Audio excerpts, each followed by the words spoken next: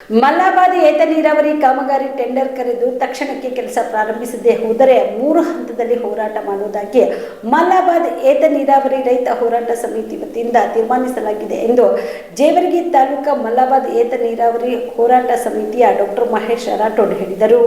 ಕಲಬುರಗಿಯ ಪತ್ರಿಕಾ ಭವನದಲ್ಲಿ ಕರೆದ ಸುದ್ದಿಗೋಷ್ಠಿಯನ್ನು ಉದ್ದೇಶಿಸಿ ಮಾತನಾಡಿದ ಅವರು, ಮಲ್ಲಾಬಾದ್ ಏತ ನೀರಾವರಿ ಕಾಮಗಾರಿ ಟೆಂಡರ್ ಕರೆದು ತಕ್ಷಣಕ್ಕೆ ಕೆಲಸ ಪ್ರಾರಂಭಿಸಬೇಕು. ರೈತರು ಬೆಳೆದ ಪ್ರತಿ ಕ್ವಿಂಟಾಲ್ ತೊಗರಿಗೆ 15,000 ಮತ್ತು ಹತ್ತಿಗೆ 12,000 ಕನಿಷ್ಠ ಬೆಂಬಲ ಬೆಲೆ ಘೋಷಿಸಬೇಕು. ನೆಟೆ ರೋಗ ಸೇರಿದಂತೆ ವಿವಿಧ ಕಾರಣಗಳಿಂದಾಗಿ ಹಾನಿಗೊಳಗಾದ ತೊಗರಿ ಬಿತ್ತಿದ ರೈತರಿಗೆ ಸೂಕ್ತ ಪರಿಹಾರ ಒದಗಿಸಬೇಕು. ಜೇವರ್ಗಿ ಮತಕ್ಷೇತ್ರದಾದ್ಯಂತ ರಸ್ತೆಗಳು ಹಾಳಾಗಿದ್ದು ಗುಣಮಟ್ಟದ ರಸ್ತೆಗಳನ್ನು ನಿರ್ಮಿಸಬೇಕು ಮತ್ತು ಅವಶ್ಯವಿರುವ ಎಲ್ಲಾ ಗ್ರಾಮಗಳಿಗೆ ಸರಿಯಾದ ರಸ್ತೆ ಸಂಚಾರ ಪ್ರಾರಂಭಿಸಬೇಕು. ಇಲ್ಲದೆ ಹೋದರೆ 3 ಹಂತದಲ್ಲಿ ಹೋರಾಟ ನಡೆಸಲು ತೀರ್ಮಾನಿಸಲಾಗುವುದು. ಮೊದಲ ಹಂತದಲ್ಲಿ ಡಿಸೆಂಬರ್ 6ರಿಂದ ಸಚಿವರಿಗೆ, ಶಾಸಕರುಗಳಿಗೆ ಮತ್ತು ಅಧಿಕಾರಿಗಳಿಗೆ ಮನವಿಯನ್ನ ಸಲ್ಲಿಸಲಾಗುವುದು. ಎರಡನೇದಾಗಿ ಡಿಸೆಂಬರ್ 12ರಿಂದ ಡಿಸೆಂಬರ್ 14ರವರೆಗೆ ಮಲ್ಲಾಬಾದ್ ಏತ ನೀರಾವರಿ ವ್ಯಾಪ್ತಿಯ ಗ್ರಾಮಗಳಲ್ಲಿ ಹಾಗೂ ಜೇವರ್ಗಿ ಕ್ಷೇತ್ರದ ಪ್ರಮುಖ ಗ್ರಾಮಗಳಲ್ಲಿ ರೈತರ ಜಾಗೃತಿ ಜಾಥಾ ನಡೆಸುವುದು. ಸರ್ಕಾರ 2 ಹಂತದ ಹೋರಾಟ ನಡೆಸಿದಾಗಲೇ ಎತ್ತೆಚ್ಚಿಕೊಂಡು ನಮ್ಮ ಬೇಡಿಕೆಗಳನ್ನ ಇತ್ಯರ್ಥಪಡಿಸದೆ ಹೋದರೆ 3ನೇ ಹಂತದಲ್ಲಿ ಹೋರಾಟ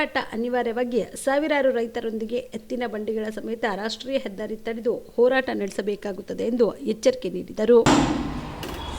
ಏನು ಜೇವರ್ಗಿ ಮತ್ತು ಯಡ್ರಾಮಿ ತಾಲೂಕಿನ ಒಳಗೊಂಡಿರ್ತಕ್ಕಂಥ ಮಲ್ಲಾಬಾದ್ ಏತ ನೀರಾವರಿ ಇದೆ. ಆ ಮಲ್ಲಾಬಾದ್ ಏತ ನೀರಾವರಿ ಕಳೆದ 30-40 ವರ್ಷದಿಂದ ಹಾಗೆ ಕುಂಠಿತ ಸಾಗಿರ್ತಕ್ಕಂಥದ್ದು. ಇವತ್ತು ಈಗ ಸಂಪೂರ್ಣ ನೆನೆಗುದಿಗೆ ಬಿದ್ದಿರ್ತಕ್ಕಂಥದ್ದು.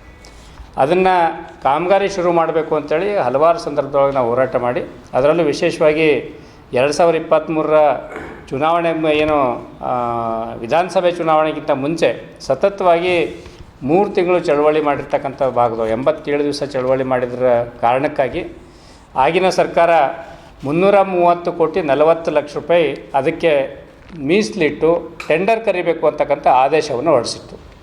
ಆದರೆ ಚುನಾವಣೆ ಡಿಕ್ಲೇರ್ ಆಗಿರೋ ಕಾರಣಕ್ಕೆ ಅದು ಟೆಂಡರ್ ಕರೀಲಿಕ್ಕೆ ಆಗಲಿಲ್ಲ. ಚುನಾವಣೆ ಮುಗಿದ ಕೂಡಲೇ ಹೊಸ ಸರ್ಕಾರ ಅಸ್ತಿತ್ವಕ್ಕೆ ಬಂದ ಕೂಡಲೇ ಅದನ್ನು ಟೆಂಡರ್ ಕರೆದು ಕಾಮಗಾರಿ ಶುರು ಮಾಡಿ ಇಷ್ಟೊತ್ತಿಗೆಲ್ಲ 1.25 ವರ್ಷ ಆಗಿರಬೇಕಾಗಿತ್ತು.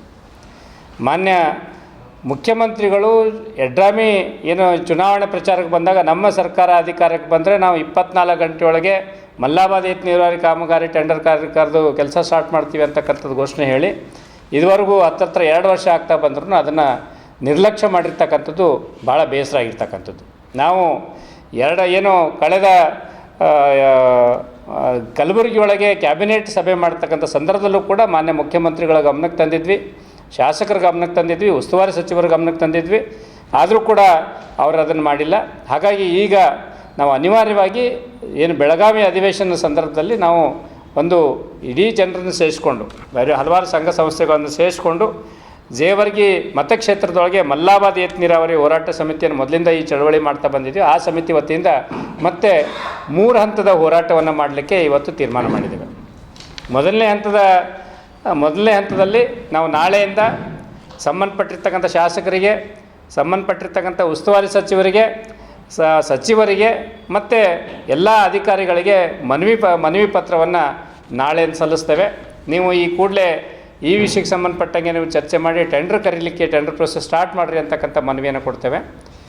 ಅದು ಆಗದೇ ಇದ್ದರೆ ನಾವು ಮತ್ತೆ 12ನೇ ತಾರೀಕಿಂದ 12, 13 ಮತ್ತು 14 3 ದಿವಸಗಳ ಕಾಲ ಇಡೀ ಈ ಎಲ್ಲೆಲ್ಲಿ ಈ ನೀರಾವರಿ ಬರ್ತದೆ ಅದು ಎಲ್ಲ ಕಡೆ ನಾವು ರೈತರ ಒಂದು ಜಾಥಾ ಮಾಡ್ತೇವೆ. ಎಲ್ಲ ಸಂಘಟನೆಗಳವರು ಸೇರಿ ಮಲ್ಲಾಬಾದ್ ಏತ ನೀರಾವರಿ ಹೋರಾಟ ಸಮಿತಿ, ರೈತ ಹೋರಾಟ ಸಮಿತಿ ನೇತೃತ್ವ ಒಂದು ಜಾಥಾ ಮಾಡ್ತೇವೆ.